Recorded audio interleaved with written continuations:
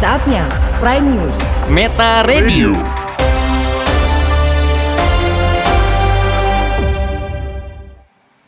(107.7) Meta Radio, your future media. Selamat siang Meta Game, berjumpa lagi bersama saya Adinda Cantika di Prime News utama dan terpercaya, edisi 15 November 2021. Selama 30 menit ke depan, kami akan sajikan berita dari berbagai daerah di Indonesia dan mancanegara. Inilah Prime News selengkapnya.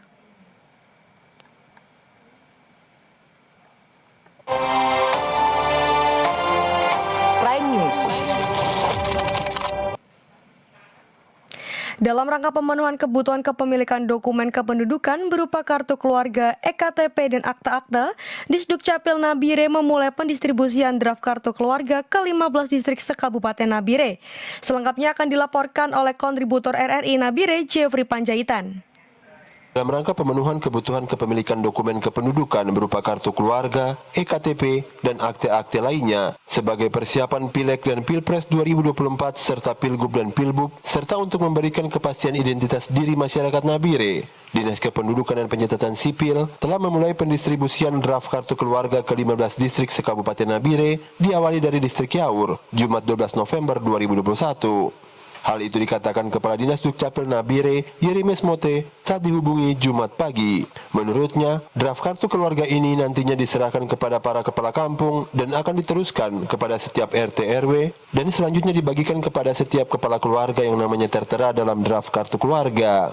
Nantinya data yang sudah di cross-check akan dikembalikan ke Dinas Dukcapil untuk diinput kembali seluruh perubahan elemen data sehingga Dukcapil Nabire bisa mendistribusikan kembali kartu keluarga yang sudah dibetulkan sesuai dengan hasil koreksi data dari masing-masing kepala keluarga. Terus yang berikut lagi KTP itu kan identitas pribadi seseorang. Lebih lagi dari itu, kita laksanakan ini untuk menyusun Pilkada 2024. Karena di 2024 itu kan ada pemilu legislatif, pemilu presiden, pemilu bupati. Minimal punya KTP sehingga hak memilih mereka juga tidak hilang. Nah, ini yang kami kerja dari awal sebelum jauh supaya target kita sesuai dengan jumlah yang harus direkam, wajib memiliki dokumen kependudukan itu supaya bisa terrealisasi. Berkaitan dengan itu, Dinas Dukcapil Nabire berharap adanya kerjasama yang baik dari seluruh elemen masyarakat dalam rangka memenuhi kebutuhan kepemilikan dokumen Adminduk dengan mengundang Dukcapil Nabire datang ke kampung-kampung untuk perekaman mobile dan mendata kepemilikan dokumen kependudukan yang kegiatannya dibiayai dari alokasi dana desa yang bersumber dari APBD Nabire. Dari Nabire, Papua, kontributor Jeffrey Panjaitan melaporkan untuk Meta Radio. Wali Kota Tanjung Pinang menjamin gaji guru honorer tidak dipotong, meskipun APBDP tidak disahkan. Informasi selengkapnya akan disampaikan oleh reporter Apriani di Tanjung Pinang. Pinang Rahma mengaku terus berupaya agar tidak terjadi pemotongan gaji kepada para guru honorer. Dikatakan Rahma, salah satu akibat dari penolakan yang ia lakukan terhadap rencana pemotongan gaji honorer ini adalah tidak disahkannya APBDP Kota Tanjung Pinang tahun 2021. Lebih lanjut, ia menerangkan bahwa tidak hanya gaji honorer yang ia perjuangkan, namun juga kegiatan-kegiatan penunjang pendidikan selama pandemi. Total guru yang ada di Kota Tanjung Pinang sendiri berjumlah sekitar 3.000 orang. Dengan setengah dari jumlah tersebut merupakan guru yang berstatus honorer, sehingga sudah sepatutnya ia memperjuangkan profesi yang mulia ini, mengingat gaji honorer juga tidaklah terlalu besar. Bahkan saya buktikan salah satunya APBDP yang pernah kemarin Bapak Ibu ketahui tidak disahkan. Salah satunya adalah adanya permohonan untuk potong gaji. Saya langsung tolak mentah-mentah. Jangan Pak hitung, coba kita hitung. Yang sedikit ini saja belum tentu maksimal, apalagi dipotong. Sementara itu, dijelaskan Ketua PGRI Kota Tanjung Pinang Iskandar bahwa selama pandemi ini, nasib guru honorer di Tanjung Pinang tidak mengalami masalah jika mengenai gaji. Menurutnya, sejauh ini pemerintah Kota Tanjung Pinang tetap membayar gaji para honorer seperti biasa, meskipun sedang dilanda pandemi COVID-19. Dari Tanjung Pinang, kontributor Apriani melaporkan untuk Meta Radio. Ya, Metagen selanjutnya akan ada laporan langsung dari Jayapura terkait pasca penutupan Peparnas ke-16.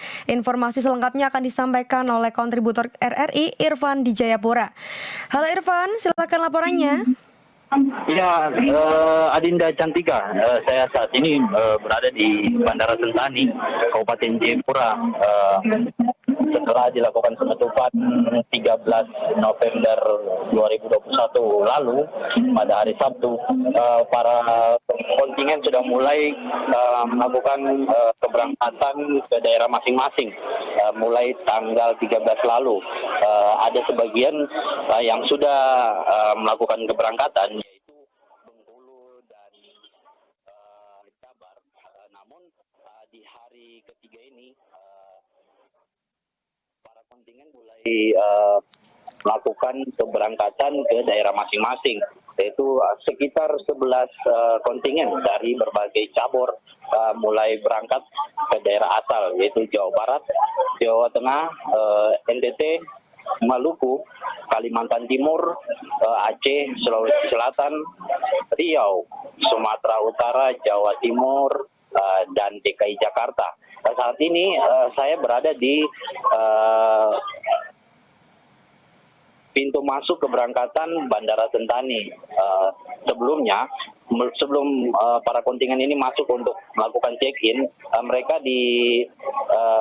disediakan ruang tunggu dari Bandara Sentani untuk beristirahat, dan juga seluruh perlengkapan mulai dari check-in hingga pengurusan bagasi nanti diakomodir oleh panitia Peparnas, yaitu di bidang transportasi dan penerbangan. Tentu mereka melakukan check-in dan pengurusan bagasi agar setiap kontingen yang datang untuk ke daerah masing-masing tidak kesulitan lagi melakukan check-in karena situasi dan kondisi yang sangat terbatas di bandara. Baik Irfan, terima kasih atas laporannya. Selamat bertugas kembali. Ya. Metagen, kita beralih ke berita mancanegara. Pemerintah Cina kembali membatalkan ratusan penerbangan, menutup sekolah, dan juga meningkatkan pengujian massal. Langkah ini dilakukan untuk membasmi wabah COVID-19 varian baru setelah ditemukannya klaster baru di sekelompok wisatawan. Laporan selengkapnya akan disampaikan oleh kontributor kami, Aida dari Hai'an, Cina. Terjadi wabah terbaru COVID-19 di China. Dilansir dari Global Times, varian ini pertama kali terdeteksi di kota Timur Nanjing, dan ini terdeteksi di antara kelompok wisata warga lanjut usia yang telah divaksinasi penuh dari Shanghai yang bepergian di China Utara. Wabah baru COVID-19 terus meningkat. Hal ini membuat pemerintah setempat memberlakukan tindakan pencegahan lebih ketat dalam mengendalikan penyebaran virus. Oleh karena itu, China lebih berhati-hati dalam mengevaluasi kondisi untuk mengubah kebijakan pencegahan epideminya, serta mengevaluasi situasi di berbagai negara yang telah membuka perbatasannya. Sedangkan, menurut National Health Committee, terdapat 19 dari 31 provinsi di China telah melaporkan kasus sejak wabah baru pada pertengahan Oktober 2021, yaitu sekitar 500 kasus. Adapun informasi terkait keadaan di sana oleh Angelica, salah satu warga Indonesia yang saat ini tinggal di kota Beijing, China. Untuk saat ini, posisi di sekolah aku ini aman karena kita sedang berada dalam posisi lockdown. Dan kota yang aku berada saat ini, yaitu kota Beijing, tepatnya ibu kota China, juga dalam posisi zona merah. Jadi, kita tidak diperbolehkan keluar dari asrama ataupun keluar dari kampus untuk alasan apapun. Sejak wabah baru terjadi, Beijing telah memberlakukan pembatasan perjalanan pada kelompok-kelompok tertentu untuk mencegah kerumunan, yang dimana terdapat kasus COVID-19 dengan kode kesehatan tidak hijau saat memasuki kota Beijing. Dari Hai'an, China, kontributor Aida melaporkan untuk Meta Radio. Ya, Metagen, tetaplah bersama kami karena selepas jeda pariwara berikut ini kita akan berbincang mengenai Hari Toleransi bersama mahasiswa Indonesia di Republik Ceko.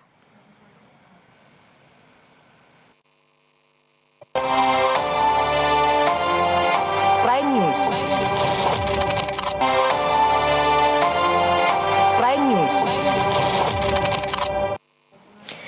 16 November diperingati sebagai Hari Toleransi Internasional. Indonesia sendiri dengan segala keberagaman suku, adat, dan bahasa mengalami masa kekhawatiran. Kekhawatiran itu akibat perbedaan pandangan yang dikaitkan dengan isu agama.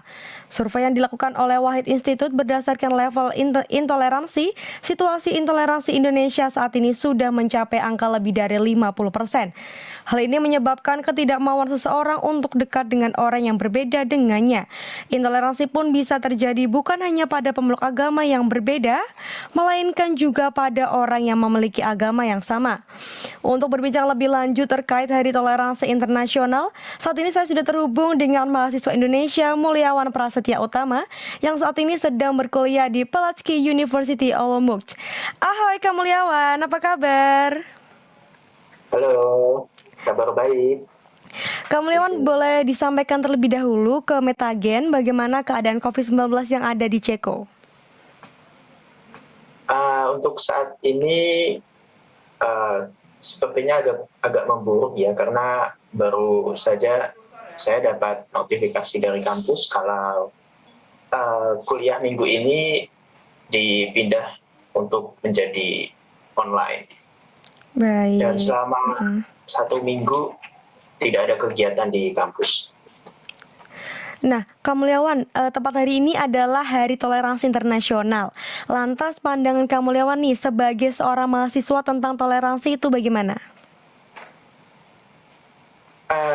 Kalau menurut pendapat saya, toleransi itu berarti seperti kita punya suatu prinsip, kita pegang teguh prinsip tersebut, dan ketika orang lain punya prinsip yang berbeda, kita tidak mengkritik atau mengganggu prinsip orang lain tersebut.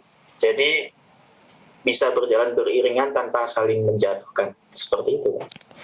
Lalu seperti apa Kak toleransi agama di Ceko? Untuk di Ceko sendiri memang karena agama ini masalah privat, jadi tidak ada, bahkan cenderung tidak sopan kalau menanyakan tentang agama kepada orang lain. Oke, pada tahun 2016, Menteri Luar Negeri Ceko, Lubomir Zaoralex pernah mengatakan bahwa negara-negara di Eropa justru harus mencontoh Indonesia dalam toleransi antar umat manusia. Namun data dari World Value Survey menunjukkan bahwa dari 3 tingkatan negara intoleransi, Indonesia masuk di tingkat kedua. Nah, bagaimana pendapat Kak Mulyawan ini mengenai hal tersebut? Kalau untuk belajar toleransi, sepertinya memang lebih baik di Indonesia ya. Karena kalau di kota tempat saya belajar, ini memang multikultural, jadi banyak pendatang dan penduduk asli di sini sangat welcome dan ramah terhadap mahasiswa-mahasiswa asing. Tetapi kalau di kota lain seperti di Brno, waktu itu saya punya pengalaman buruk ya, seperti kayak entah itu umpatan rasis atau bagaimana, tapi waktu saya lewat itu banyak orang yang ya berbicara kasar dengan nada tinggi, bahkan sampai saya masuk ke tram itu tetap masih disoraki begitu. Jadi memang tergantung kotanya, tidak senasional dalam lingkup nasional. Jadi tanpa sebab atau alasan khusus ya Kak? Umatan itu. Iya. Terakhir nih, apa pesan Kak Mulyawan sebagai anak muda untuk toleransi dunia, khususnya untuk Indonesia? Untuk pemuda Indonesia, tetap saling menghargai apapun pilihan dan keyakinan saudara sebangsa dan setanah air, selama itu tidak mengganggu ketertiban umum. Dan jangan terlalu mengikuti urusan orang lain terlalu dalam, karena kita tidak tahu seperti apa yang orang lain alami. Kita hanya melihat saja, jadi tahan dan jaga lisan masing-masing. Baik, terima kasih Kak Mulyawan sudah berbincang bersama kami di Prime News. Selanjutnya kami akan ajak Anda untuk mengupdate informasi cuaca terkini di beberapa daerah yang ada di Indonesia. Selengkapnya akan disampaikan oleh rekan kami Adila Rizna di Prime Update. Prime Update. Prime Update. Selamat siang Metagen, bersama saya Adila Rizna, inilah Prime Update. Siang hari ini akan kami sampaikan informasi terkini mengenai perakiraan cuaca di beberapa daerah Indonesia. Untuk mengetahui informasi selengkapnya sudah bergabung bersama kami melalui jaringan Zoom Meeting siang ini bersama Perakirawan BMKG Pusat yaitu Rika Karyani. Selamat siang Bu Rika, bisa disampaikan perakiraan cuaca hari ini di beberapa kota besar di Indonesia. Baik, selamat siang dengan Mbak Adila Rizna dan selamat siang juga dengan Metagen. Untuk perakiraan cuaca hari ini, wilayah kota-kota besar di wilayah Indonesia tuh umumnya dari pagi hingga siang hari itu berawan hingga hujan ringan hingga sedang, dan di malam hari itu ada beberapa wilayah yang berpotensi hujan lebat disertai kilat di wilayah Jakarta, Surabaya, dan Banjarmasin, terjadinya di sore hingga malam hari. Ya, baik Bu. Lantas dengan kondisi saat ini, kira-kira daerah mana saja yang diperkirakan akan berpotensi terjadi bencana, mungkin terjadi La Nina, begitu Bu? Ya, kalau ada juga dengan tambahannya La Nina dan di wilayah Indonesia juga sebagian besar sudah memasuki musim penghujan. Jadi untuk potensi dampak berupa banjir, tanah longsor dan sebagainya itu sudah hampir merata di wilayah Indonesia. Statusnya itu di siaga hampir di seluruh wilayah Indonesia dari Sumatera hingga Papua, dan untuk status waspada ada di sekitar Bengkulu, Sumatera Selatan, Lampung, dan Banten. Ya, baik Bu Rika. Lalu bagaimana dengan kondisi lalu lintas di laut, Bu? Untuk di laut, wilayah Indonesia hanya masih sedang di 1,25 sampai 2,5 meter, terutama di sepanjang pesisir barat Sumatera hingga NTB, kemudian di Kepulauan Maluku Utara hingga Papua Barat, dan di Laut Banda hingga Laut Arafuru. Kemudian bagaimana untuk kondisi lalu lintas di udara? Untuk lalu lintas udara juga demikian, masih terdapat potensi pertumbuhan awan CB yang dapat menimbulkan guncangan atau turbulensi di pesawat, terutama di Sumatera, Jawa, Bali, NTB, Kalimantan, Maluku, Papua, dan Papua Barat. Ya, baik, terakhir Bu Rika Karyani, apakah kira-kira ada hal yang perlu diwaspadai oleh Metagen nih berkaitan dengan cuaca hari ini?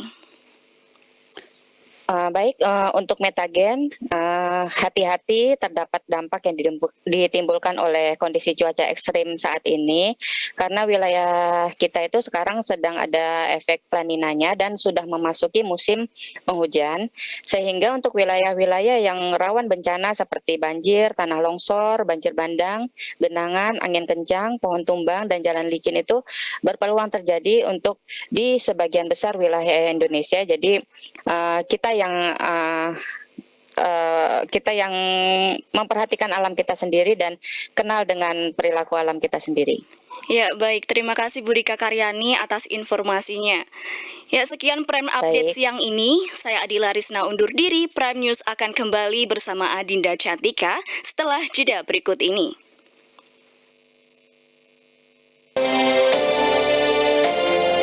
Prime News.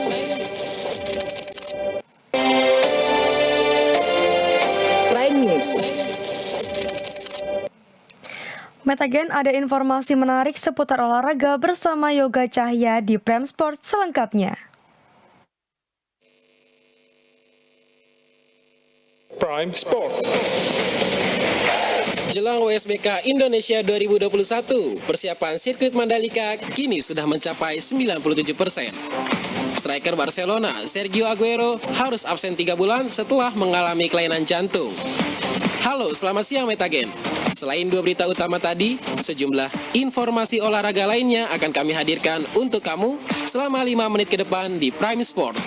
Langsung saja, inilah berita selengkapnya bersama saya, Yoga Cahya. Kita ke berita yang pertama. Menyambut USBK Indonesia 2021, pembangunan sirkuit Mandalika sudah sampai tahap akhir dan menyelesaikan fasilitas pendukung. Indonesia akan menjadi tuan rumah sejumlah ajang internasional. Beberapa di antaranya yakni Ademets US Games Cup, MotoGP 2022 mendatang, dan yang terdekat yakni ajang internasional World Superbike WSBK yang akan diselenggarakan 19 hingga 21 November mendatang di sirkuit Mandalika, Lombok. 2 pekan menjelang pelaksanaan WSBK, progres pembangunan sirkuit Mandalika hingga saat ini telah mencapai 97% dan kini telah mencapai tahap akhir yaitu progres pengecetan. Demikian diungkapkan Direktur Teknik dan SDM PT Indonesia Tourism Development Corporation ITDC Taufik Hidayat. Ia mengatakan sementara proyek infrastruktur non-dasar sirkuit saat ini terus dikebut yang terdiri dari pengerjaan Grand Walk, timbunan, badan jalan sirkuit sepanjang 4,3 km hingga fasilitas pendukung seperti pedok untuk infrastruktur dasar sirkuit. Sirkuitnya sudah selesai, tinggal beberapa bangunan penunjang saja. Tapi semua aspal sudah selesai semua. Kalau setiap pekerjaan konstruksi selalu ada kendala, ya. Kendala itu urusan teknis, ya, tanah yang jelek, ya. Tapi karena kita menggunakan kontraktor yang kompeten, juga ada konsultan, kita terus koordinasi sehingga setiap masalah bisa teratasi. Alhamdulillah. Untuk diketahui, Mandalika Grand Prix Association MGPA selaku promotor nasional MotoGP Indonesia bersama ITDC selaku pengelola Mandalika saat ini tengah memenuhi semua perlengkapan yang dibutuhkan pada area sirkuit. Adapun untuk sejumlah fasilitas penunjang, diantaranya rumah sakit internasional, kemudian jalan bypass Bil Mandalika, dan hotel Pullman telah siap digunakan. Dari Kabupaten Lombok Tengah, Nusa Tenggara Barat, Maya Oktaripa melaporkan untuk Meta Radio. Dari dunia balap, kita beralih ke olahraga sepak bola. Striker Barcelona, Sergio Aguero, harus absen selama 3 bulan setelah mengalami masalah kelainan jantung saat laga melawan Deportivo Alaves pada pekan 11 Liga Spanyol. FC Barcelona resmi mengonfirmasi bahwa Sergio Aguero harus menepi paling tidak selama 3 bulan setelah didiagnosa menderita aritmia jantung. Sebelumnya diketahui bahwa Aguero bermain menjadi starter dalam laga melawan Deportivo Alaves di Camp Nou. Namun pada akhirnya pemain asal Argentina tersebut mengalami sesak nafas dan digantikan oleh Filipe Coutinho pada menit ke-41. Mengutip pernyataan resmi dari Twitter FC Barcelona, pihak klub mengonfirmasi bahwa Kun Aguero telah menjalani proses diagnostik dan terapeutik oleh Dr. Josep Brugada, serta efektivitas pengobatan akan dievaluasi untuk menentukan proses pemulihannya. Dengan absennya Aguero, maka ini menambah daftar pemain cedera La Blaugrana setelah Pedri dan Martin Braithwaite juga dipastikan tidak dapat memperkuat tim asal Catalunya tersebut. Indira Putri melaporkan untuk Meta Radio. Liga Futsal Jepang yang sempat terhenti kini kembali bergulir di tengah pandemi COVID-19. Untuk mengetahui bagaimana kelanjutan pertandingan, berikut laporan selengkapnya oleh kontributor GIS. Saat ini saya sedang berada di Gimnasium Umum Kota Ichinomiya, tepatnya di stadion tempat berlangsungnya pertandingan season tahun ini untuk Nagoya Ocean. Nagoya Ocean sendiri adalah klub futsal profesional Jepang, saat ini menjadi tuan rumah pertandingan Liga Futsal Jepang atau Liga F. Sempat tertunda, rencana awal dijadwalkan mulai 11 Mei hingga 28 Mei 2021, namun baru terselenggara mulai 25 Oktober dan final pada pertengahan November ini. Hingga hari ini pertandingan sudah berlangsung menyisihkan satu demi satu klub futsal ternama yang ada di Jepang. Di antaranya Bardara Urayasu, Boarus Nagano, dan Nagoya Ocean itu sendiri. Saat ini saya akan mewawancari Kapten Ryota Hoshi sebagai pelatih dari Nagoya Ocean Club selaku tim tuan rumah. Konnichiwa, Kapten. Shimo Nagoya Ocean Suwa. Konoshia ini Nankaisan Kashimasu ka? Ini sudah tahun ke-6 kami berpartisipasi di pertandingan ini. Kami tim pertama di Liga F yang memiliki pelatih baru, yaitu saya. Kami pikir ini adalah awal yang baru menjadi tim lokal yang berkualitas, dan kami akan berjuang dengan lebih baik lagi. Sugiwa, Kochiga ga Kakusin Shite Iru no wa Nagoya Ocean Su. Saya ingin membawa pengalaman baru bagi tim Nagoya Ocean setiap kami menangkan pertandingan. Itu saya rasa karena kami begitu termotivasi. Ryoko Kun, domo arigatou gozaimashita. Baik, terima kasih Kapten atas wawancara ini. Demikian berita yang dapat saya sampaikan dari Nagoya. Kontributor GIS melaporkan untuk Meta Radio. Dan Metagen, berita tadi sekaligus menutup perjumpaan kita di Prime Sport kali ini. Saya Yoga Cahya mewakili tim yang bertugas mengucapkan terima kasih, selamat siang, sampai jumpa, dan salam olahraga. Prime Sport.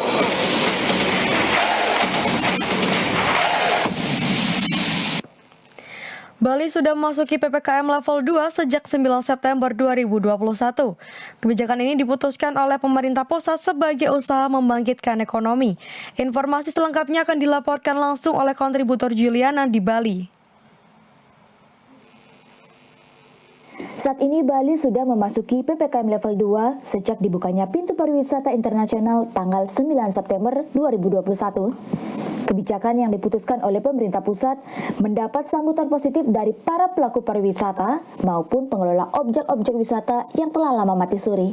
Salah satunya bagi pengelola objek wisata Desa Penglipuran yang terletak di Kabupaten Bangli, Provinsi Bali. Pertama, bahwa tetap melaksanakan protokol kesehatan. Yang kedua, harus memiliki aplikasi Peduli Lindungi. Selain memastikan prokes berjalan secara ketat, peningkatan jumlah kunjungan wisatawan sejak pembukaan pariwisata cenderung meningkat. Menurut Ketua Pengelola Wisata Desa Penglipuran Bangli, Ineng Monang mengatakan jumlah kunjungan wisatawan mencapai 400 orang yang didominasi wisatawan domestik dan diperkirakan meningkat pada akhir tahun. Bulan Oktober ini, ya, rata-rata itu 400.